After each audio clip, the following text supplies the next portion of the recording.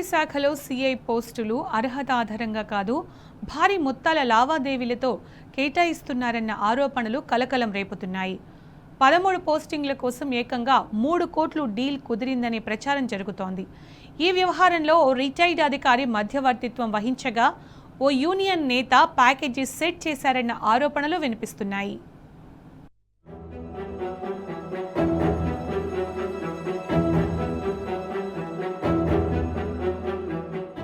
ఆబ్కారీ శాఖలో సీఐ పోస్టింగ్ల కోసం పెద్ద ఎత్తున లాబింగ్ నడుస్తున్నట్లు ఆరోపణలు వినిపిస్తున్నాయి. పారదర్శకంగానే పోస్టింగ్లు ఇస్తున్నామని సంబంధిత అధికారులు చెప్తున్నప్పటికీ వాస్తవాలు అందుకు పూర్తిగా భిన్నంగా ఉన్నాయని, ఆ పోస్టులను వేలం వేస్తున్నామని సొంత శాఖలోనే అసంతృప్తి జ్వాలలు ఎగిసిపడుతున్నాయి. ఇటీవల డీసీలు, ఈఎస్లు, కానిస్టేబుళ్లు, హెడ్ కానిస్టేబుళ్ల బదిలీలు, పోస్టింగుల్లోనూ అవకతవకలు జరిగాయన్న ఆరోపణలు ఇంకా మరుగున పడలేదు. ఇప్పుడు ఇన్స్పెక్టర్ల బదిలీలోనూ అవకతవకలు జరుగుతున్నట్లు ఆరోపణలు వెల్లువెత్తుతుండడం ఆబ్కారీ శాఖలో హాట్ టాపిక్ గా మారింది. ప్రస్తుతం ఎస్ఐలు, సిఐలు, ఏఈఎస్ల బదిలీల వ్యవహారంలో ఓ యూనియన్ నాయకుడు, ఓ రిటైర్డ్ అధికారి పెద్ద ఎత్తున పైరువేలు చేస్తున్నట్లు సమాచారం. భారీ డిమాండ్ ఉన్న క్యూర్ పరిధితో పాటు సంగారెడ్డి జిల్లాలోని ఎక్సైజ్ ఠాణాల్లో పోస్టింగ్ల కోసం వారు లాబింగ్ నడుపుతున్నట్లు తెలుస్తున్నది.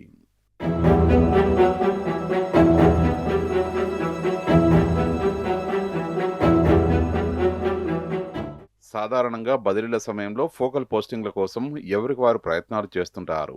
అమాత్యుల అండదండలు, ధనబలం ఉన్నవారు తాము కోరుకున్న పోస్టింగ్లను ప్రత్యేక ఛానల్ ద్వారా పొందేందుకు లాబింగ్లు చేయడం చూస్తుంటాం. కానీ ప్రస్తుతం ఆబ్కారీ శాఖలో ఎవరికి వారు కాకుండా 13 మంది కలిసి ప్యాకేజీ రూపంలో 3 కోట్ల రూపాయలకు ఒప్పందం కుదుర్చుకోవడం ద్వారా సీఐ పోస్టింగ్లను దక్కించుకునేందుకు ప్రయత్నిస్తున్నట్లు సమాచారం. ఈ డీల్ను ఓ యూనియన్ నాయకుడు సెట్ చేసినట్లు తెలుస్తున్నది. ఆ యూనియన్లో సభ్యత్వం ఉన్న కొందరు సీఐలతో పాటు 2005, 2007, 2013 బ్యాచ్లకు చెందిన మరికొందరు సీఐలు ఈ ప్యాకేజీలో ఉన్నట్లు వినికిడి.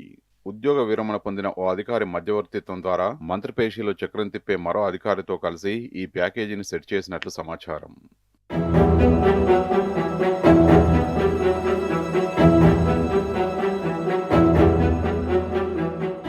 ఈ డీల్లో కీలక పాత్ర పోషించిన యూనియన్ నాయకుడు సైబరాబాద్ ఎన్ఫోర్స్మెంట్ విభాగంలో పోస్టింగ్ కోసం మిగిలిన 12 మంది సీఐలు సంగారెడ్డి, క్యూర్ పరిధిలోని ఎక్సైజ్ స్టేషన్లు, ఇతర విభాగాల్లో పోస్టింగ్ల కోసం ఒప్పందాలు కుదుర్చుకున్నట్టు తెలిసింది.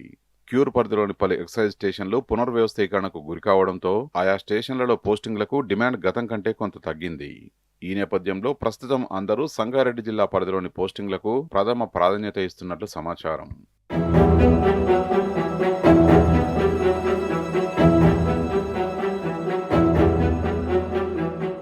ఆబ్కారీ శాఖలో పోస్టింగ్లపై వినిపిస్తున్న ఈ ఆరోపణలకు సంబంధించి ప్రభుత్వం లేదా శాఖ విచారణకు ఆదేశిస్తుందా లేదా వాస్తవాలు వెలుగులోకి వస్తాయా అన్నది వేచి చూడాలి.